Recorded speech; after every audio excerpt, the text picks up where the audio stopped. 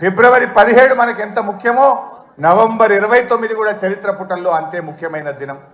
ఆనాడు కేసీఆర్ గారు ఇంకా లాభం లేదు, కేసీఆర్ చచ్చుడో తెలంగాణ వచ్చుడో, అయితే తెలంగాణ జైత్ర యాత్ర లేదంటే నా శవయాత్ర అని చెప్పి ఆమరణ నిరాహార దీక్ష కూర్చున్నటువంటి నాయకుడు మనం చూసాం.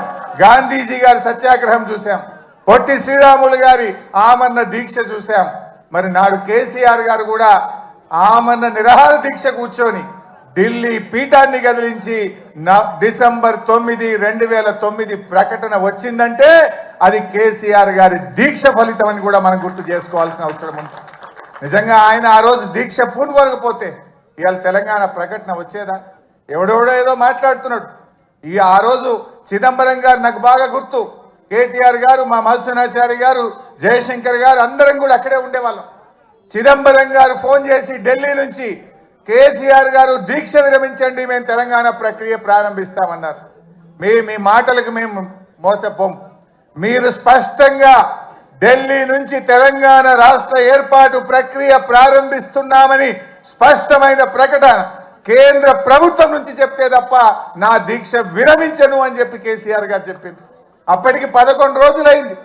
మనిషి ఆ మంచం మీద నుంచి ఒక్కొక్కసారి వణుకుతో దాదాపు ½ ఫీట్ ఎగురుతూ ఉండే బాడీ, తన కంట్రోల్లో తాను లేదు.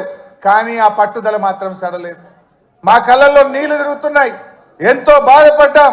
కానీ ఆయన మాత్రం కేంద్ర ప్రభుత్వం తరఫున రాష్ట్ర ఏర్పాటు ప్రక్రియ ప్రారంభమైందంటేనే దీక్ష విరమిస్తా అన్నాడు.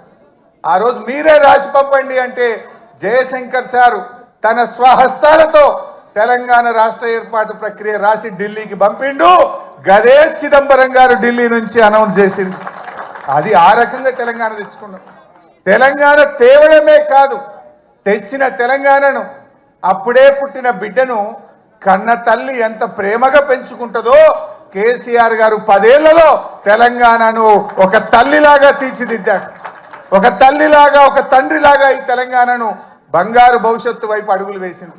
ఏ తల్లైనా పుట్టిన బిడ్డను నాకంటే గొప్పగా ఉండాలని, బంగారు భవిష్యత్తు ఉండాలని ప్రతి తల్లి తన కొడుకు కోసం, తన బిడ్డ కోసం తపిస్తుంది. అలా కేసీఆర్ గారు ఈ సాధించిన తెలంగాణను సాగునీటిలో, విద్యుత్ రంగంలో ఏ రంగం తీసుకున్నా ఈ దేశానికి రోల్ మోడల్గా, అన్ని రాష్ట్రాలకు ఒక మోడల్గా, ఒక దిక్సూచిగా తెలంగాణను తయారు చేసింది.